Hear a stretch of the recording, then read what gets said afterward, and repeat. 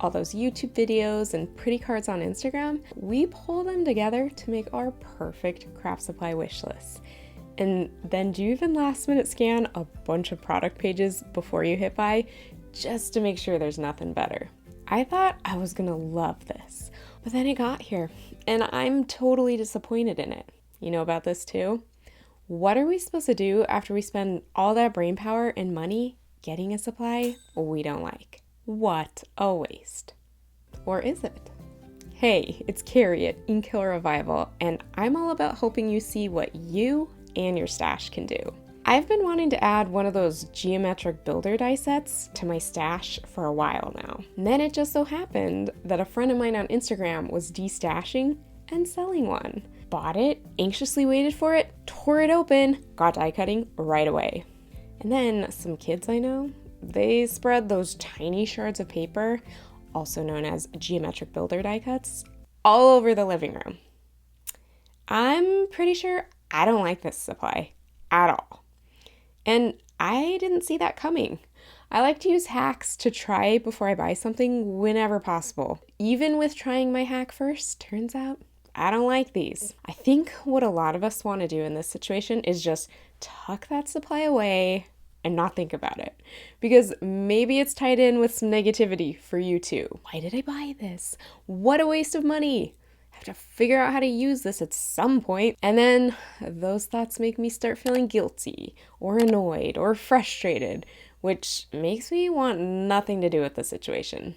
So yep, my gut reaction is to file this set away in my die basket and move on. But here's the thing. We have some different options in this scenario. I'm thinking about 3. Sure, one is just tucking the supply away. Another is getting rid of it right now. And the last is really giving this supply a chance. What's the deal with tucking it away? No harm there, right? Well, that depends. If you're only keeping it because you feel guilty about buying it, I would say no, don't tuck it away. That's valuable storage real estate. If you kept every item you bought and didn't like, how much of your craft storage would be used up for no reason? Here's a slightly different way to think about it. You know the whole minimalist wardrobe concept? The idea of paring down your closet so the only clothing that's left you really like and fits you perfectly. Then you can throw on anything from in there and look fantastic. Imagine what it'd be like to flip through your supplies and every single one you saw you actually really liked. Wouldn't that be fun? And yay, less decision fatigue. It's really not worth using up your storage space or potentially creating too many choices over a supply you're probably not going to use. Let's look at the give it away scenario now. Before we can do anything here, I feel like we gotta address that what a waste of money this was thought. If you do end up getting rid of this supply, what did you get with that money? It's not nothing. First thing, I got a purchasing thrill. When we shop around and buy something, we get a dopamine hit. And I got an extra big one because I got something I really wanted at a discount. Super exciting. And then I got even more dopamine hits waiting for my package to get here and watching it come closer and closer on the tracker. Even if I do get rid of it, well, I did enjoy buying it. But something more lasting I got out of this was learning more about my making style. I cannot stress how important it is to your future purchasing to get to know your making style. Which type of supplies you like making with and which ones you don't. I'm going to link a video at the end of this and below that walks you through steps to find your making style. A huge part of that process is learning from past purchases. Guaranteed, we all buy some things we don't end up liking, but the money spent on that unloved item could save you lots of money in the future when you never buy a product like that again. Last scenario is really giving this supply a chance. Now, this is different than tucking it away and saying, I'll get to it eventually. I don't know about you, but when I say that, deep down, I kind of know I won't. I just want an excuse to keep the supply since I spent money on it. But really giving it a chance looks like keeping it out and on your mind. thinking about why exactly does this supply bug me? In my case, this geometric builder set is messy and it's confusing. I'm not going to want to do anything with these dies until I solve for those things.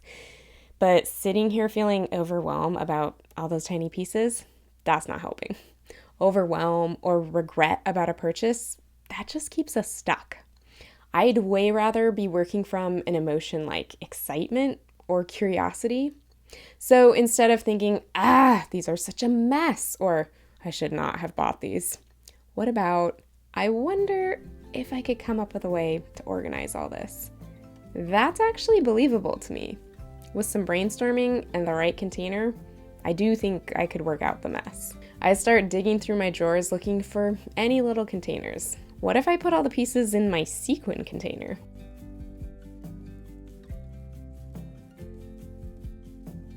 I like it. It's spacious, the containers come out. Yeah, I'll go buy some. Next day at the store, I find out they don't have them anymore.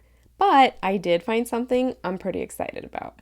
This container is gonna work awesome. It can hold all of it, and it's pretty compact. Plus, it hangs. I'm so excited about this. Instead of feeling like the die cuts are just a bunch of scraps I want to throw away, they now are pure creative goodness. The mess is taken care of, plus I get to cut a bunch at a time and be super efficient.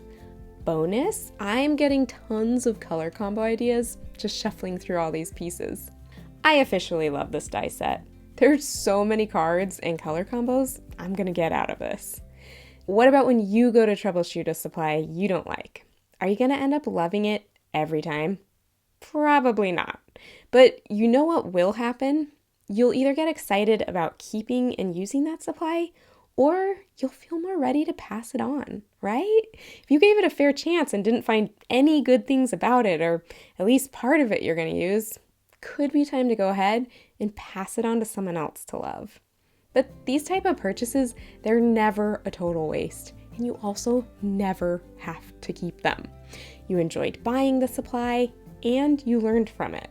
Now, I would love to show you even more ways you can learn about your making style. It is awesome buying the things you love instead of anything and everything that's getting recommended to you.